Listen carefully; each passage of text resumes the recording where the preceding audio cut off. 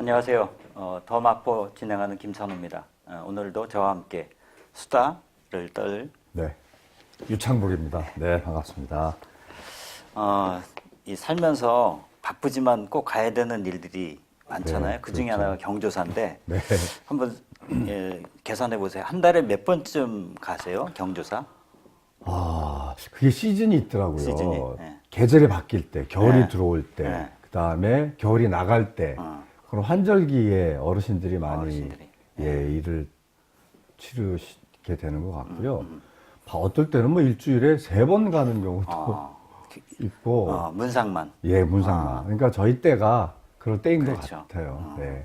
그러니까 젊을 때는 친구들 결혼식 가는 거 네. 그걸로 바쁘다가 한 40대 때쯤 제일 적었던 것 같아요. 네, 네. 그러다가 50줄 들어서니까 이제 부모님들 돌아가기 시작하고 친구 자녀들 결혼식에 결혼식 가야 되고 이러다가 좀 지나면 이제 누구 친구 죽었대 이러면서 그렇죠. 근데 예. 벌써 우리 네. 친구들 얼마 전에 진짜 20살 파란 나이에 그래요. 그때 진짜 못 모를 때 나라고 하겠다고 의기투합했던 친구인데 한겨레 기자했던 친구인데 그 친구가 한 2년 이상 투병을 하다가 가서 너무 가슴 아픈 예. 그러니까 문상 갈 때마다 남의 일이 아니다는 생각이 들게 되고 나는 어떻게 죽을까 하는 생각을 하게 되죠.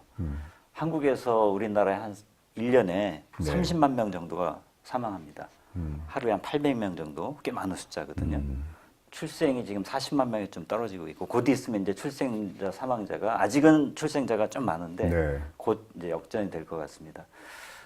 근데 40만 명, 30만 명 이렇게 되는 그 사망자 중에 정말 자기가 원하는 방식으로 죽는 사람이 얼마나 될까? 한국은 죽기도 어려운 사회다 이런 얘기를 많이 하는데 최근에 많이 나온 얘기 가운데 하나가 이제 고독사 이런 겁니다. 이제는 익숙해졌는데 10년 전만 하더라도 그게 뭐야 이런 얘기가 나왔을 것 같아요. 우리나라에서 고독사가 제일 많은 연령대가 노인인 것 같은데 사실은 50대라고. 네, 50대가 제일 많다고 하더라고요. 그렇다고. 예. 혹시 노후에 어떻게 마지막을 보내고 싶으세요? 보통 우리가 부모님이 돌아가실 때 임종을 못하면 불효라 그러잖아요. 그쵸. 그 얘기는 거꾸로 세상을 이제 지고 돌아가는 사람의 입장에서는 평소에 가까이 지내던 이웃, 가족, 친구들에 둘러싸여서 이별을 할 때 가장 행복한 죽음이라고 얘기를 하잖아요. 이제 제 생각해 보니까 내가 돌아갈 나이가 들어서 그때 내 주변에 누가 있을까 이런 생각을 이제 하게 돼요. 물론 자식이 있겠지만 제가 부모한테 한 거 보니까 자식한테 기대할 거 별로 없다는 거는 우리 세대가 대체로 공감하는 이야기여서 새로운 가족 이게 누구일까? 함께 노년을 함께 할 역시 이웃이고 마을이고 그런 생각을 많이 하게 됩니다. 예. 나이가 들수록 오래 살수록 더 그 점에서는 불안해질 수도 있겠다 하는 생각이 드는데 예전처럼 이렇게 마을이 있고 가족이 많고 하는 그런 시대가 아니다 보니까 나라에서 또는 지자체 정부에서 해야 될 일이 점점 많아지고 있는 것 같습니다. 예전에 좀 가슴 아프게 하는 사건도 있었죠. 송파구에서. 송파 세모녀라고 기사에 많이 났죠. 그 사건이 여러 가지 새로운 변화를 일으켰을 것 같은데 행정에서는 어떤 변화가 있었나요? 그게 서울시에서 아주 되게 대표적인 정책 중에 하나인데 제 기억으로는 2014년 민선 6기 선거 때 서울시에서는 정책으로 고민을 했던 거예요. 찻동이라고 이제 이름을 부르는데 줄임말인데 찻동. 찾아가는 동주민센터를 줄여서 찻동이라고 합니다. 그래서 그 찻동 사업을 본격적으로 준비를 하게 되는데 그 계기가 바로 교수님 얘기하신 송파 세모녀 가족이 모여서 그냥 자살을 한 너무 가슴 아픈 일인데 우리 사회가 복지 시스템이 국가와 공공 시스템이 있지만은 아직은 사각지대가 많이 있다라는 거를 알린 사건이었어요. 그래서 공공이 좀 더 치밀하고 촘촘하게 복지 전달망을 채우지 않으면은 이런 일들 앞으로 계속 벌어질 수 있다. 이런 경종을 울리는 사건이었던 거죠. 그래서 그 이후로 동사무소, 요즘 말로는 동주민센터죠. 예, 예. 동주민센터가 아주 촘촘하고 친밀하고 빈틈없는 복지망을 구축하자. 이게 작동 정책. 누구를 찾아가는 거예요? 저희 집은 아직 안 찾아왔는데. 이게 원래는 네. 전 주민에게 다 찾아가는 게 네. 목표인데 네. 아직은 공공의 복지 재정이 네. 아직 형편이 안 되니까 네.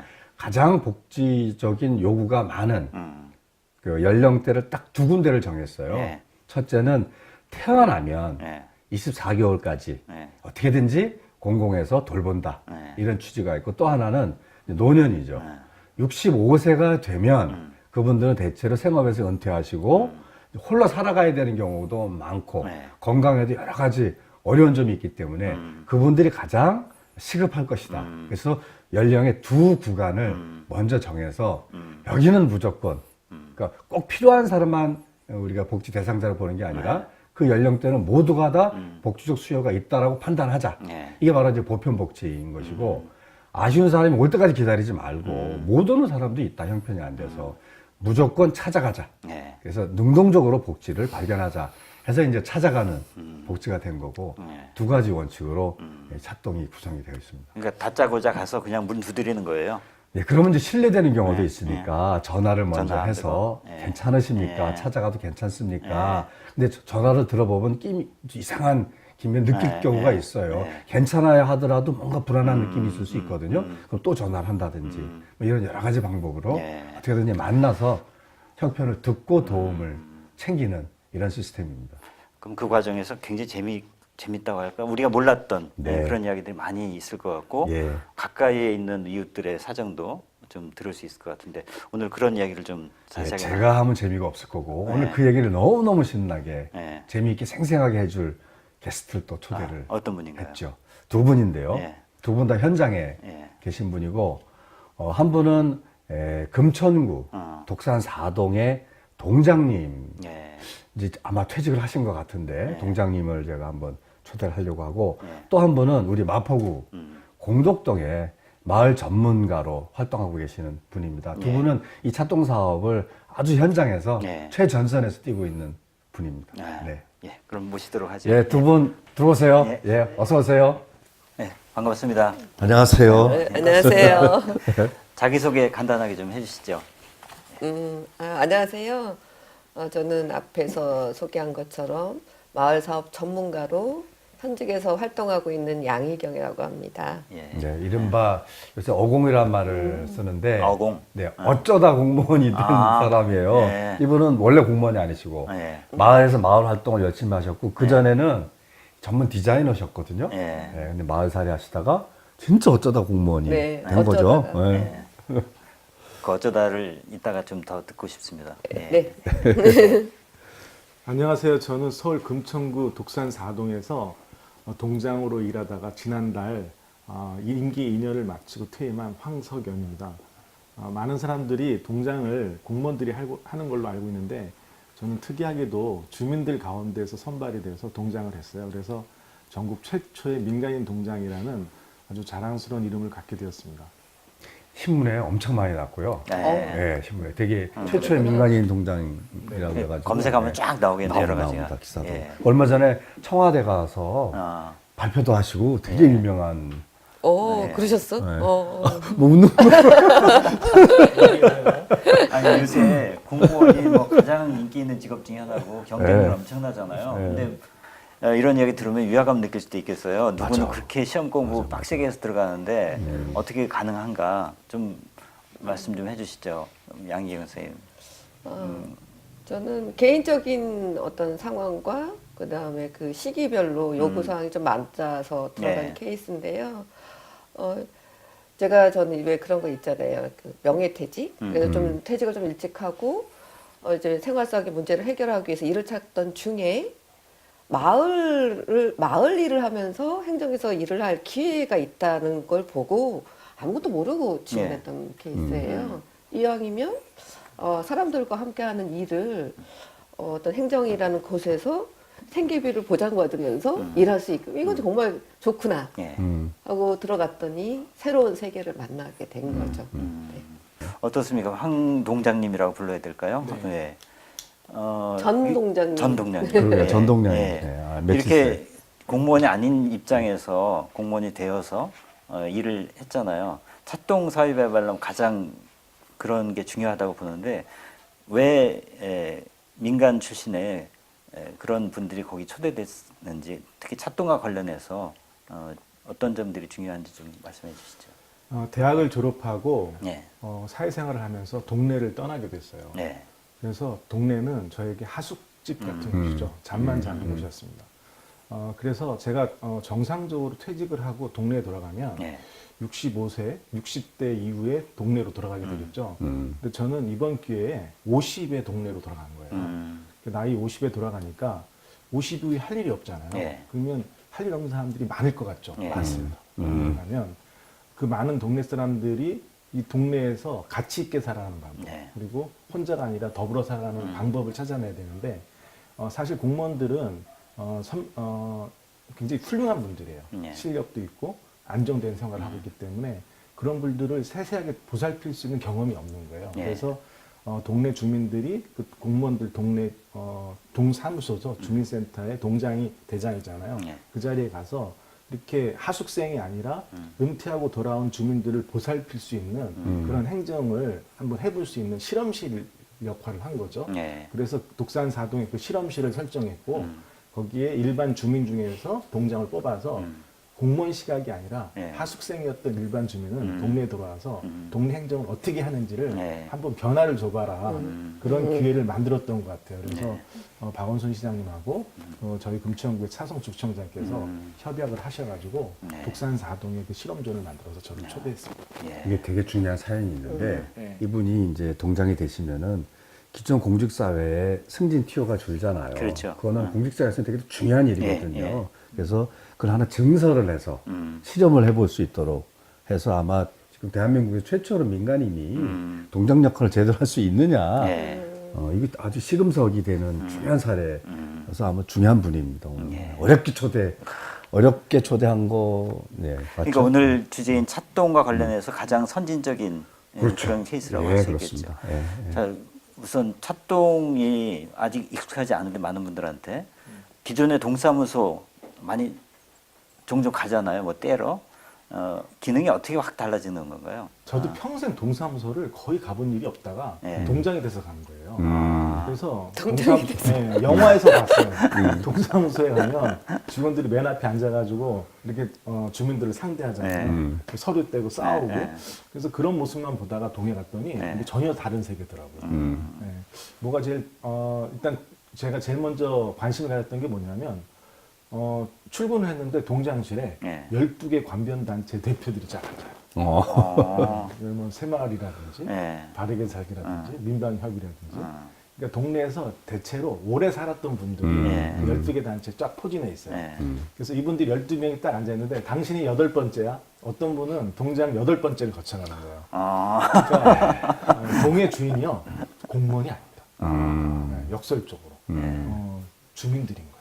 근데 그런 굉장히 3, 40년 된 어른들이 쫙 앉아있고 네. 이제 공무원 한 20년 이상한 네. 저희 동 같은 경우는 한 25년, 26년 차 된 나이 든 팀장님들이 쫙 앉아있고 거기 동장이 갑자기 날라오니까 제 별명이 낙하산이었어요. 낙하산 마티오. 그러네. 그렇죠. 네, 네. 네, 그리고 다들 쳐다보는 거죠. 저 사람은 무슨 생각을 할까. 네. 그렇게 동장을 일을 시작했어요.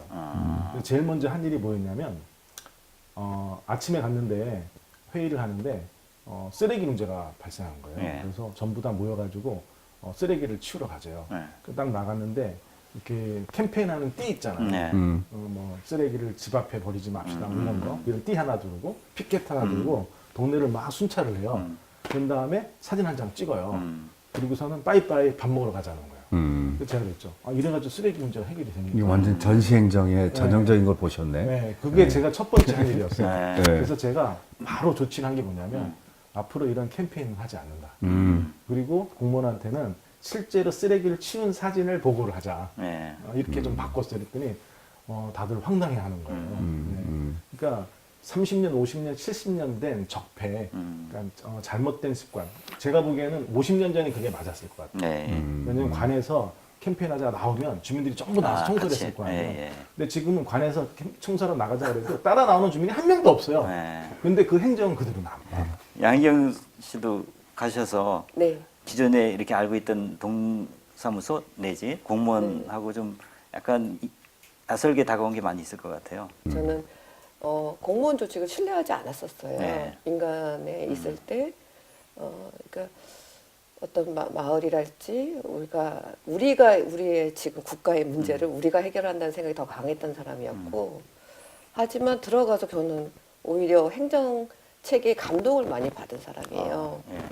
와, 이렇게 일하고 있구나. 음. 네, 저는 경험을 좀 독특하게 성동구 마장동에서 1년, 그리고 마포로 와서 지금 1년 반이 지나서 2년을 맞이하고 있는데, 뭐 사례를 든다면 저는 마장동에서 놀라웠던 건, 제가 모시었던 동장님은 매일 7시에 출근하셨어요. 예. 무조건 동네를 한 바퀴를 다 도셔요. 아이고. 돌아서 동장님도 그렇게 했어요? 돌아서 들어오실 때 제가 출근을 했거든요. 예.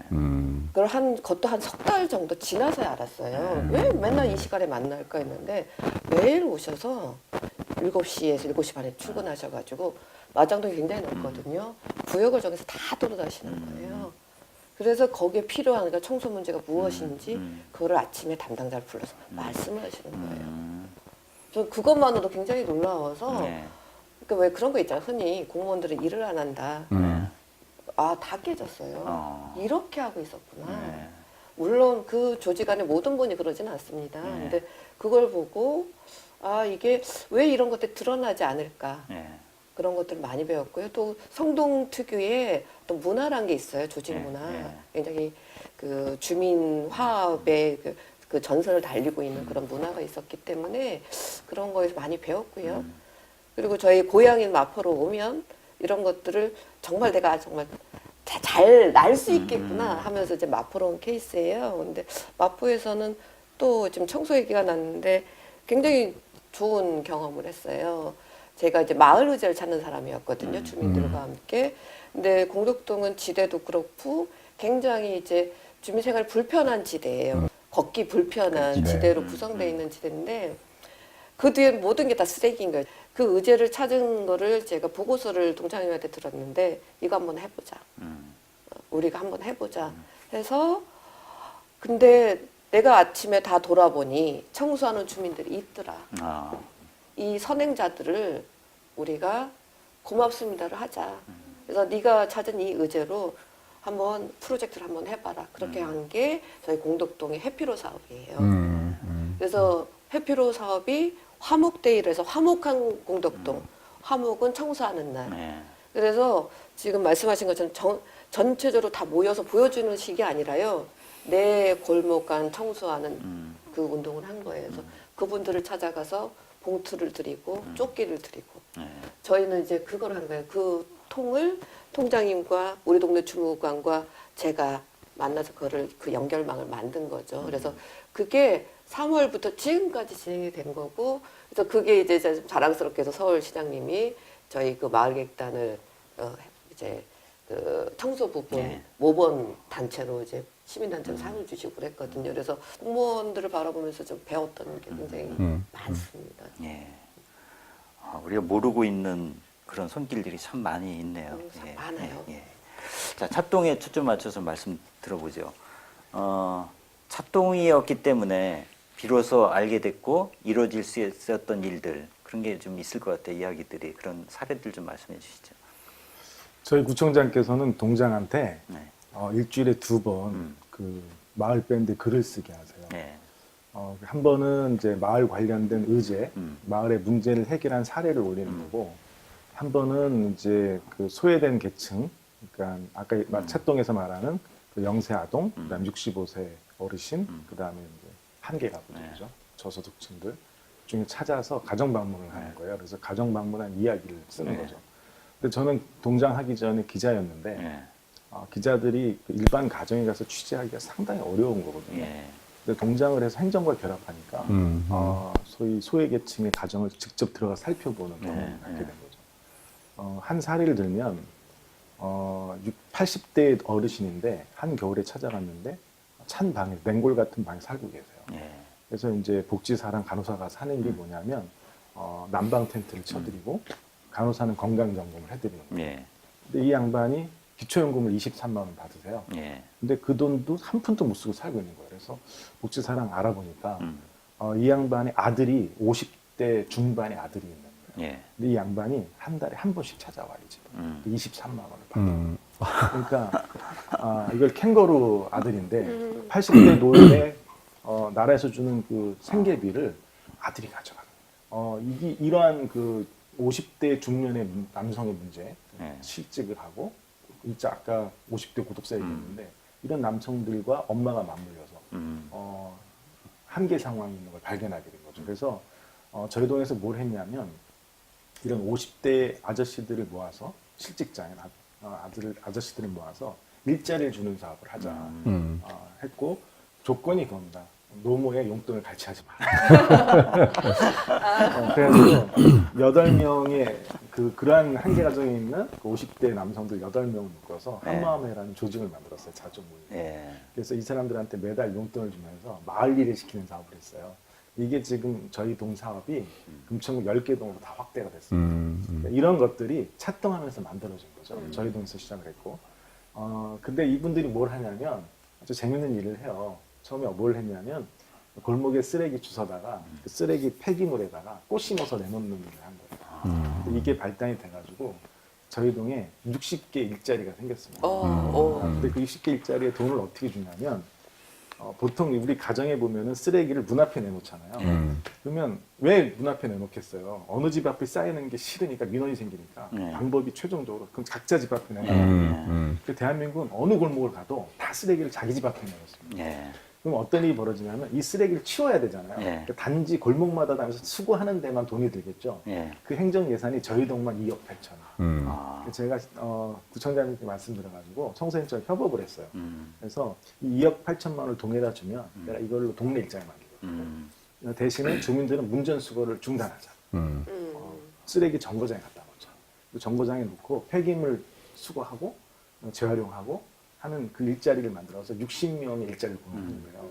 이게 대박이 났어요. 그래서 대한민국에서 문전수거를 중단하고 쓰레기 관련 마을 일자리를 만들어낸 최초의 사례라고 할 수가 있습니다. 이게 지난 2년 동안에 저희 독산사동에서 실현이 됐어요. 한국 사회가 이제 성장을 하다 보니까 쓰레기가 많이 나왔잖아요. 그 처음에 그걸 누가 치우겠어요? 개인도 아니고 누구 것도 아니고 이게 제3지타니까 쓰레기가 쌓이잖아요. 네. 그때 이제 공공행정이 등장해요. 예. 그래서 청소부를 고용해서 치우는 거죠. 이게 이제 행정에 의해서 쓰레기 문제가 시도되는, 해결된 사례예요. 이게 70년대, 80년대까지 갔어요. 근데 가다 보니까 이제 행정에서 치우기 너무너무 힘든 거예요. 그래서 행정에서 이제 돈을 줄 테니까 예. 기업 시장에다 맡겨가지고 치운 거죠. 자, 그렇게 해서 쓰레기를 깨끗이 치우기 시작했어요. 그런데도 쓰레기는 계속 늘어나는 거예요. 그래서 이제는 지구가 병드는 단계까지 온 거죠. 예. 그럼 세 번째 단계가 뭐냐? 최근의 트렌드는 쓰레기를 버리지 말아야 된다.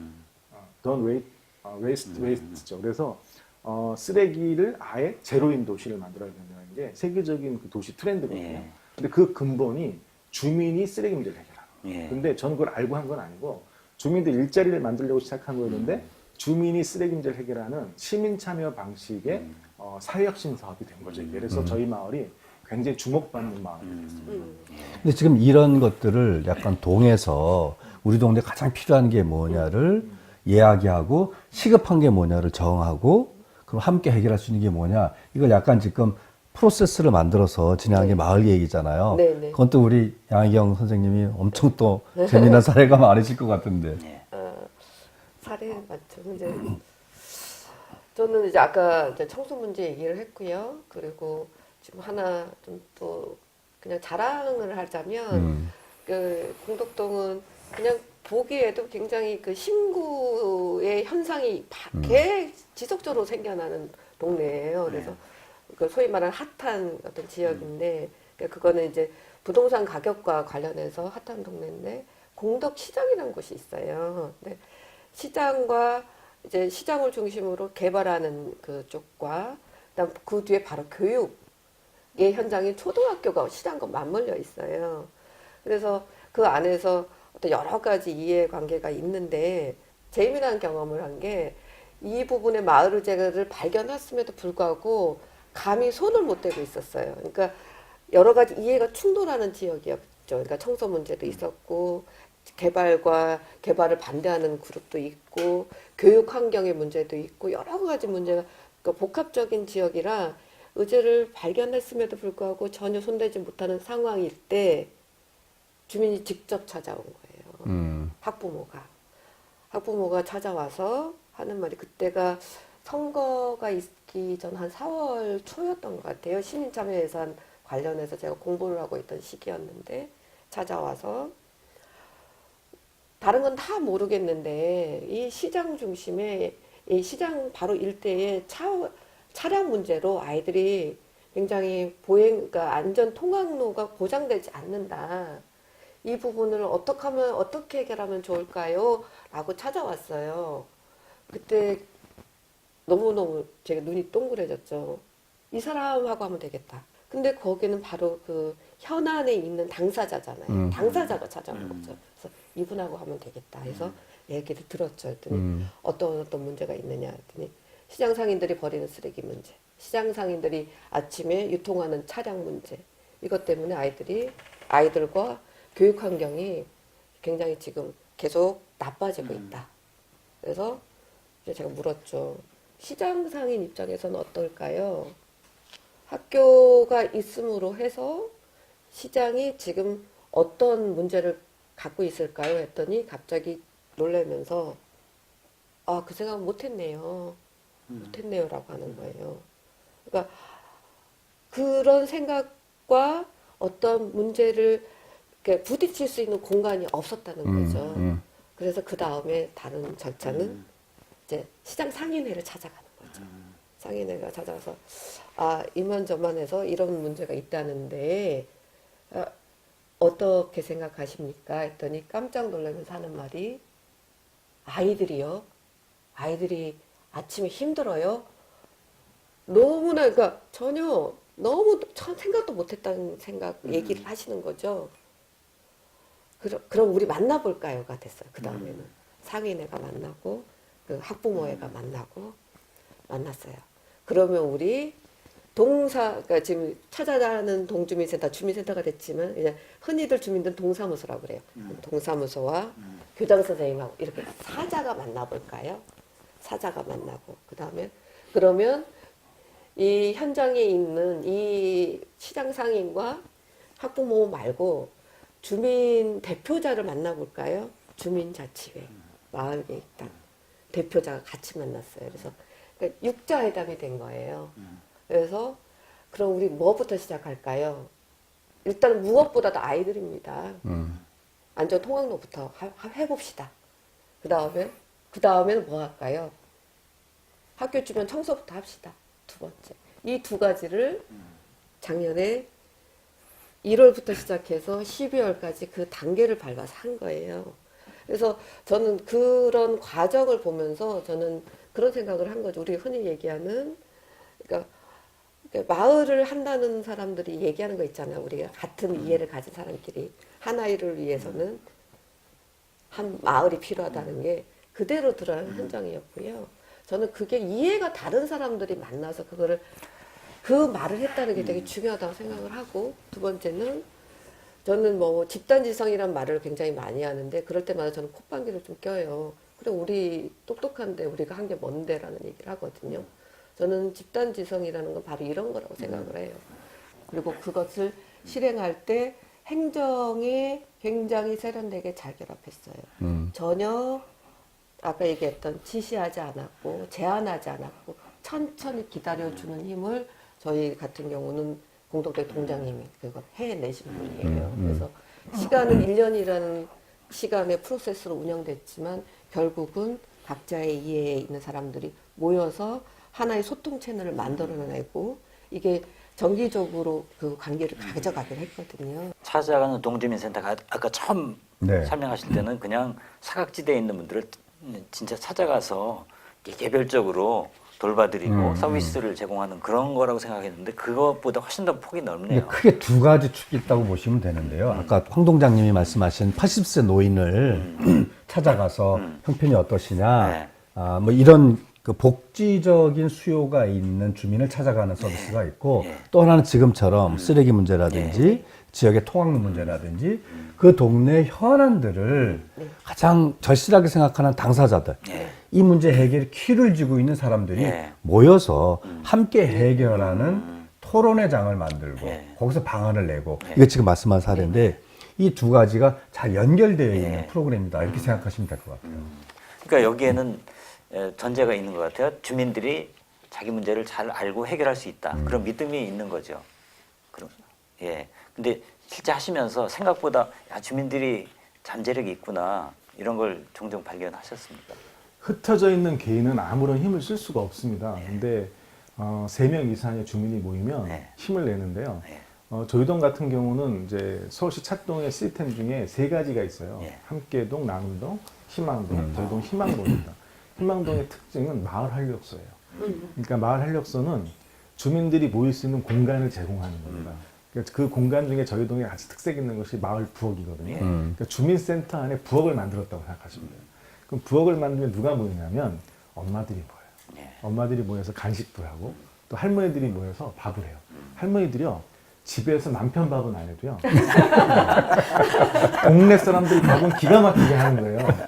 그럼 그 밥을 만들어서 동네 어려운 사람들이 밥을 먹잖아요. 이런 공간이 만들어져요. 그럼 이 공간이 모여서 마을의 어떤 문제를 해결하자고 토론을 하게 되죠. 근데 저는 결정적으로 저희 동에서 힘을 낸 게 뭐냐면 그런 동에다가 구청에서 돈을 줬다는 거예요. 그러니까 어떤 돈을 줬냐면 동특성화 사업비라는 걸 줬어요. 그게 금천구가 최초로 한 겁니다. 2,500만 원의 돈을 예를 들면 독산사동이 2,500만 원의 돈을 주민들이 알아서 결정해서 써라는 돈을 준 거죠. 그럼 이 돈을 이 재정을 기획부터 마을의 문제를 해결하는 기획부터 집행까지를 주민들이 하는 거죠. 근데 마을 주민들이 어떤 결단을 내렸냐면 뭘 해야 될지 잘 모르겠는 거예요. 그래서 제가 같이 토론해서 어떤 사업을 했냐면 동네 청년들이 일자리가 없으니 한번 믿고 1,000만 원 한번 써봅시다. 결정을 했어요. 그래서 청년 사업을 1,000만 원짜리를 결정했는데 기적이 나왔습니다. 동네 청년 50명 넘게가 모였어요. 왜냐하면 동네 아이들의 알바비가 5,000원에서 6,000원이에요, 시간이랑. 근데 저희가 10,000원씩 걸었거든요. 그래서 50만 원씩 준 서울시 청년수당 수련해가지고 50만 원씩 20명을 선발한다는 공고를 낸 거예요. 청년의 시간을 사겠다. 50만 원씩 준 서울시 청년수당 수련해가지고 50만 원씩 20명을 선발한다는 공고를 낸 거예요.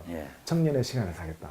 그래가지고 20명 선발을 해서 청년들한테 50만 원이니까 50시간이잖아요. 50시간 동안 마을에서 무슨 일을 할지 제안서를 내봐라.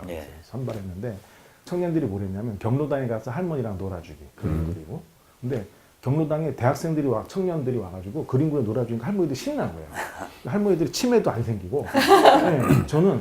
정말. 그러니까 복지라는 게 엄청난 돈을 투여해가지고 병든 할머니를 병을 고치는 것도 중요하지만 예방적 차원에서 할머니의 말동무 만들어주는 게 중요하잖아요. 이거를 청년 만나는 것만큼 좋은 게 없는 거죠.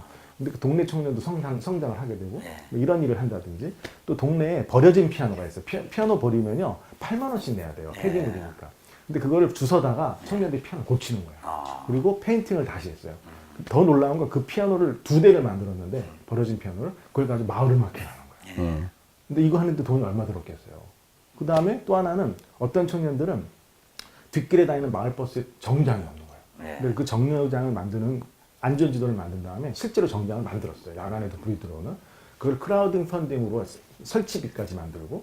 그러니까 동네 청년들이 동네를 돌아다니는 이런 일을 하니까 안 보이던 청년들이 동네를 활동하게 되는 거죠. 어떤 청년은 어린이 놀이터에 가가지고 동네에 가면 어린이 놀이터 애들끼리 놀아요. 엄마 아빠가 없어가지고 애들끼리 노니까 불안하잖아요. 가서 놀아주는 거예요. 이런 청년들이 모여서 지들끼리 또 패거리가 만들어졌어요. 그러니까 청년 모임이 만들어진 거예요.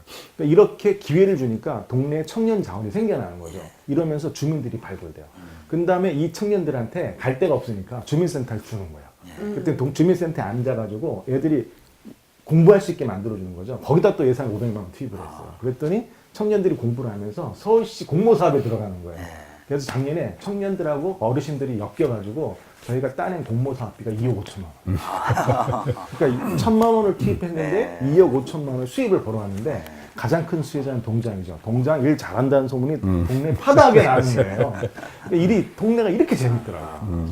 그러니까 저는 올해 그 찻동이라든지 지방분권의 핵심이 시민들이 세금을 내잖아요. 그 그 세금을 낸 돈을 내가 직접 집행해보는 경험을 갖게 하는 이게 굉장히 중요하다고 맞아요. 생각합니다.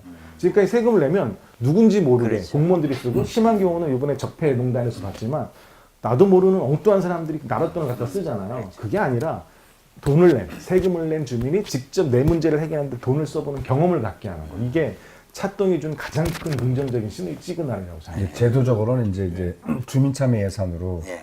구 단위로 동 단위로 사용할 수 있는 예산이 있고 최근에는 이제 행자부 장관 김부겸 장관께서 동 단위의 주민자치위원회가 결정해서 쓸 수 있는 예산으로 주민세를 그렇게 써라. 예. 이걸 이제 법령으로 좀 바꿔보자. 이런 제안도 좀 있어서 지금 황 동장님 이런 경험 같은 경우는 이후에 네. 제도화될 가능성이 무척 큰 것 예, 같아요. 네. 그러네요. 아주 이런 사례들이 조금 바탕이 되니까 그런 제도도 제한이 되는 거죠. 청년들의 톡톡 튀는 아이디어가 마을에서 살아난다.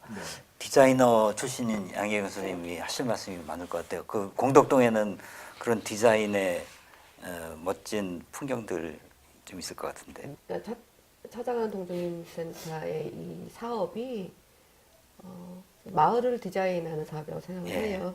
더 크게는 뭐 행정을 디자인하는 사업이라고 생각이 드는데, 그러니까 마을을 디자인한다는 것 자체는 두 가지가 있을 것 같아요. 그러니까 하나는 그러니까 어떤 체계, 어떤 일을 그러니까 뭐 복지나 마을을 전달하는 어떤 체계에 대한 디자인과 또 하나는 관계, 사람을 대하는 관계에 대한 디자인이라는 생각이 듭니다. 그래서 그 두 번째 쪽의 일이 아니었을까?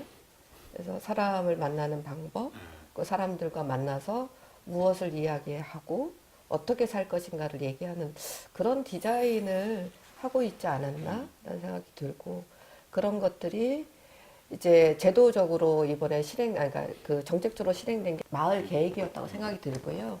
그래서 마을 계획으로 만난 그런 새로운 주민들이 동네 일로 전면에 드러나서 행정을 만나고, 또 행정에서는 그렇게 새롭게 만난 주민들하고 어떻게 말을 계속 진행해야 되는가에 대한 좀 행정 안에 자기 흔들림을 좀 가져왔다는 생각이 들고요.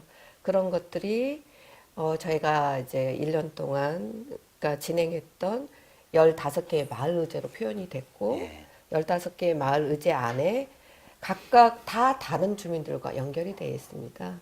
그 연결되는 방식들을 그러니까 흔히 얘기하는 뭐 코디네이터라고 하지만 저는 디자인을 했다는 생각이 들고요.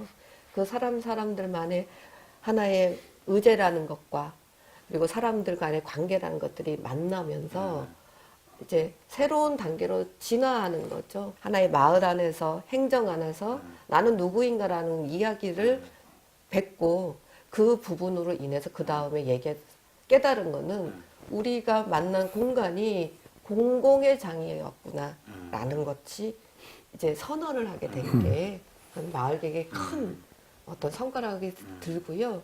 그분들은 이제는 알아요. 나의 발언이 사적인 발언이 아니라 공적인 발언이 되는 것이고 이거를 실행할 수 있는 힘이 나에게 있다라는 것들을 알게 됐어요. 그래서 이제 저희 마을계획 단장이 저한테 그런 얘기를 했었어요. 나는 양희경이라는 사람이 와서 처음에 슬로건을 걸었을 때 나는 공덕이라고 하는 슬로건을 걸었을 때 무슨 말을 하고 싶었는지 그때는 몰랐었던 것 같다.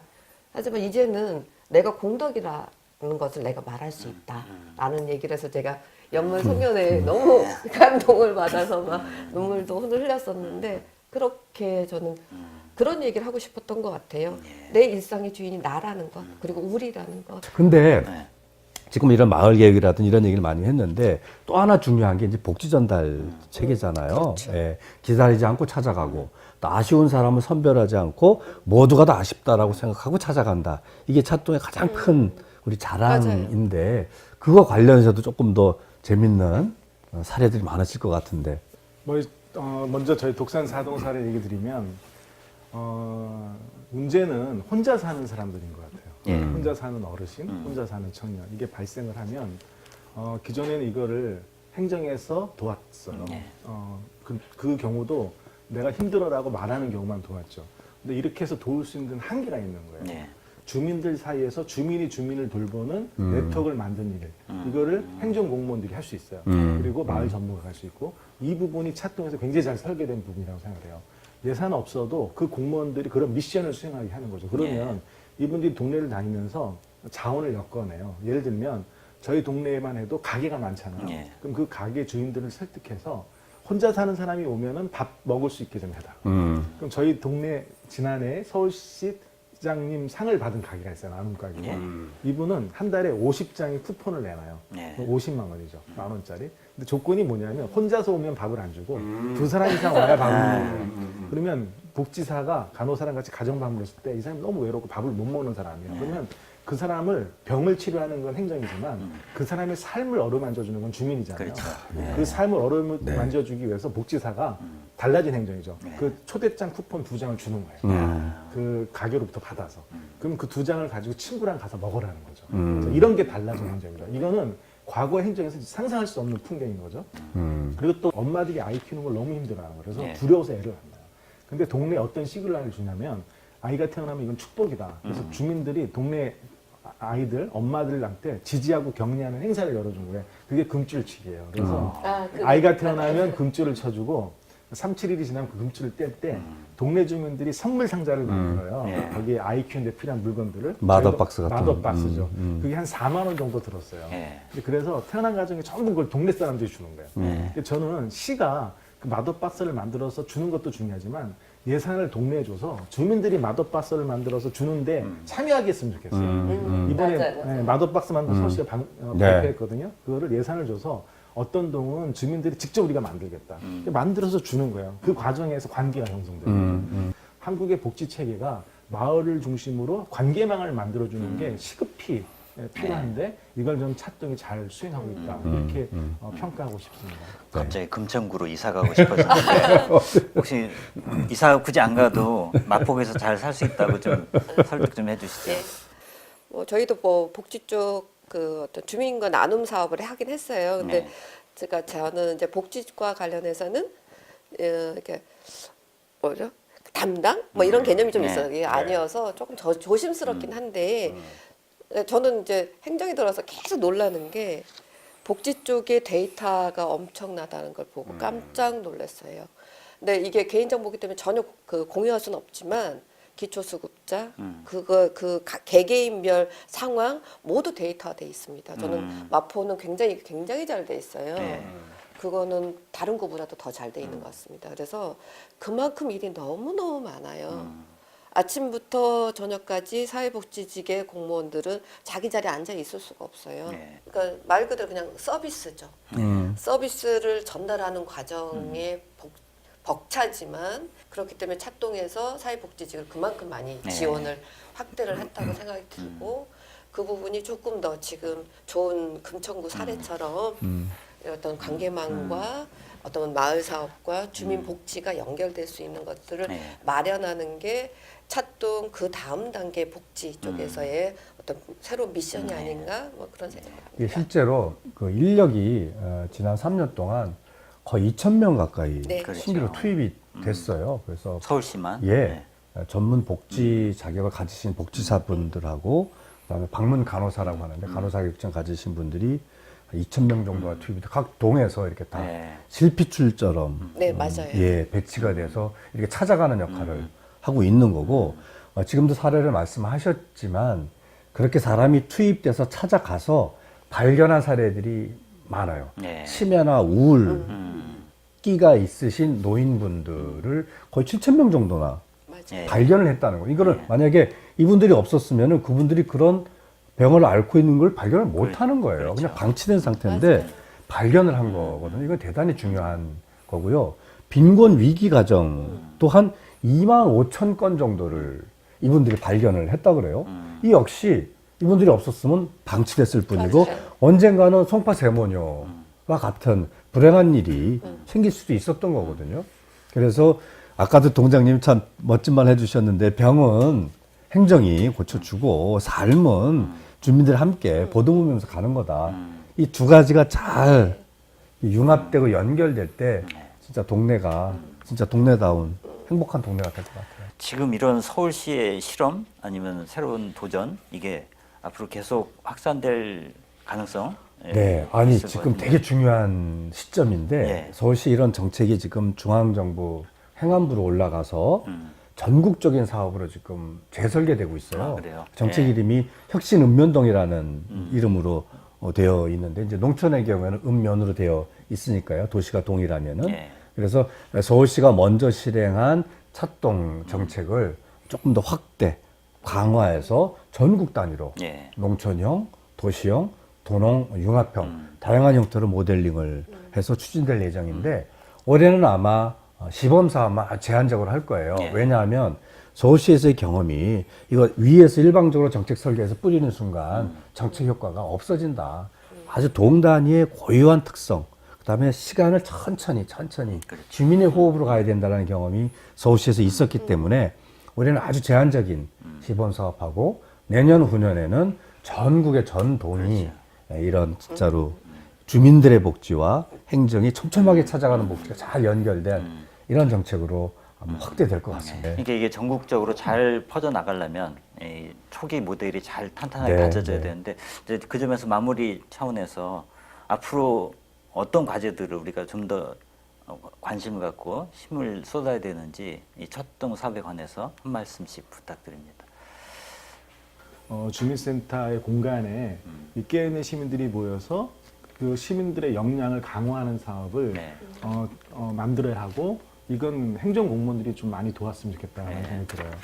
두 번째는 행정공무원들과의 관계인데 저는 대한민국의 행정공무원들 수준이 상당히 높다는 걸 인정합니다. 그래서 제가 2년을 해보니까 첫 해는 좀 힘들었어요. 서로 간의 입장 차이나 경험해보지 못한 것들 때문에. 근데 두 번째 끝날 때쯤 되니까 공무원들이 오히려 제가 하는 민간 전문 활동가들보다 더 우수해져 있는 사람들이에요. 네. 그래서 경험하고 학습된 공무원들과 또 깨어 있고자 하는 시민들이 함께 모여서 민관 협치를 내는 사례들을 더 적극적으로 지원했으면 좋겠다. 이런 관계 설정. 그다음에 세 번째는 오늘과도 연관이 있어 보이는데 좀 결국 그 주민들의 삶의 나이는 마을이고 동이기 때문에 동 단위에 힘을 실어서 예. 자율권을 주고 그 자율화된 시민들이 스스로 예산을 집행하면서 마을을 성장시켜 나갈 수 있도록 기다려주는 정치인들이 자치단체장으로 많이 선출되었으면 좋겠습니다. 이상입니다. 예. 찾아가는 동주민센터 사업은 사실상 동으로 들어가 보면 통장 라인과 결합돼 있어요. 네. 민방위 통지서도 갖다 주고 구에서 구보도 나오면 구보도 갖다 드리고 주민세도 걷고 그런 분들이에요. 네. 그래서 말 그대로 그냥 옛날 보면 반의 반장이죠. 네. 이분들과 지금 행정의 우리 동네 주무관이 결합이 돼서 네. 지금 우리가 해왔던 복지 그리고 마을 이게 이루어지는 어떤 뭐라 그러죠? 것들을 하고 있는 거예요. 네. 그러니까 잘 되는 경우도 있고 잘 되지 않는 경우도 있지만 그러니까 행정 안에서의 이런 체계는 굉장한 힘이라고 생각을 해요. 왜냐하면 주민의 일상적인 생활의 가가호호와 연결되어 있다는 거거든요. 네. 그래서 그 각 현장의 단위들, 동네 그리고 구 그리고 이런 부분들이 독립적으로 운영될 수 있는 자치적인 권한들이 좀 더 네. 확실하게 할 수 있는 기반을 마련하는 게 올해의 과제가 아닌가 네. 이런 생각을 합니다. 예. 이 사실 이 정책 설계할 때 네. 처음 고민할 때 이미 하고 있는 사회적인 안전망이 뭐가 있을까 고민하다가 이미 종교 쪽에서 네. 이런 얘기를 이미 하고 있고 실행하고 있더라고요. 예. 진짜로 그 교우들 중심이긴 하지만은 이렇게 구역구역 그래서 다 챙기고 찾아가서 이야기 듣고 봉사활동하고 또 그 천주교에서는 레지오라는 레지오, 그 조직이 맞아요. 있어서 진짜 열심히 하고 있더라고요. 아, 이거 이미 하고 있는 그렇죠. 거를 행정이 좀 잘 받아내면 좋겠다. 이런 의미를 했었어서 그 기억이 조금 났는데, 근데 조금 아까 교육 얘기를 하셨는데 조금 아쉽기는 하네요. 제가 통계를 한번 쭉 점검해 봤어요. 네. 작동 사업의 실적들을. 근데 마포가 교육이 현격히 좀 떨어지는 거는 사실이네요. 이 네. 공무원들 교육이 많이 한 데는 뭐 824회까지 있는데 마포는 한 56회밖에 안 해서 거의 공무원들의 교육이 최하위인 예. 건 좀 사실이네요. 예. 들여다보면 여러 가지 사정이 있을 건데 저는 어쨌든 쭉 얘기를 조금 하면서 우리가 지난 겨울에 촛불 들고 나라를 구했는데 이제는 우리 일상을 구해야 될 예. 시기고 일상을 구하려면은 함께 살아가는 이웃들과 해결해야 된다. 그 말씀을 두 분 다 해주셨고 그것이 좀 잘 되려면 동의, 예. 많은 지원을 한다면은 주민들 스스로가 복지를 챙기는 일이 활성화될 수도 있겠다. 이런 생각이 들고 이 얘기는 사실 3년 전에 이 정책을 설계할 때 예. 기본 목표이기도 해서 예. 그 목표가 크게 다르게 온 건 아니구나 예. 라는 생각도 잘 설계하셨네요. 예, 뭐 깔때기를 이렇게 좀 대보는데 네. 그 아까 말씀드린 대로 전국의 정책으로 가누고 또 이 사업은 중요한 것이요. 복지국, 시민건강국, 여성가족실, 행정국, 사회혁신실 서울시만 해도 5개국이 네. 협력을 합니다. 광역, 기초, 동이 함께 움직이고 이제 중앙정부까지 움직이는 거거든요. 행정의 모든 체계가 움직이고 민과 관이 또 움직입니다. 그래서 아마 대한민국 이 국가 설립 이래 이렇게 융합적인 복합 정책이 있었을까라고 생각할 정도로 대단히 협치와 융합이 요구되는 사업인데 제가 그동안 3년간 이 정책을 설계하고 집행하는 과정에서 가장 중요한 게 어딜까? 전 자치구라는 생각이 자치구. 듭니다. 예. 예. 네, 광역은 설계하지 집행하기에는 굼뜹니다. 네. 현실을 알기가 어렵습니다. 그러나 구는 동을 챙길 수가 있습니다. 예. 현장은 동이지만. 그래서 현장도 챙기고 위에 정부의 정책 흐름도 조율할 수 있는 링커가 예. 구다. 그래서 마포구가 다른 것도 잘 하지만 이미 잘하고 계신 이 찻동도 조금 더 묶어 세워서 올해부터 더 잘할 수 있었으면 네. 좋겠다 이런 생각을 오늘 뭐 두 분 얘기 들으면서 확신이 들었습니다. 예. 여러분 그 동사무소 어디 있는지는 아시죠? 지나가실 때 좀 보십니까? 들어가고 싶다는 생각 많이 안 드실 것 같아요. 근데 앞으로는 야 저기 한번 가서 재밌는 일 해보자 이런 꿈이 생기면 좋겠습니다. 이미 벌어지고 있고요. 동네에서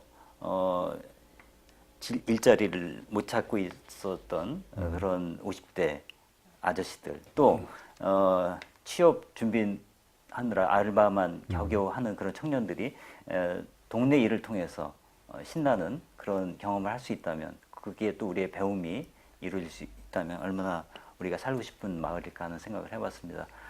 그런 다음 세상 우리 아이들이 자라나고 싶은 그런 마을을 동사무소와 함께 주민자치로 꾸려가는 그런 일들을 우리 함께 생각해 봤습니다. 오늘 함께 해주신 두 분 감사드리고요. 함께 수다 네. 예. 즐거웠습니다. 오늘 시간이 많이 부족했죠. 지금 할 얘기는 무지무지 많은데. 예, 고맙습니다. 예. 예. 네, 감사합니다. 예, 다음 시간 뵙겠습니다. 감사합니다.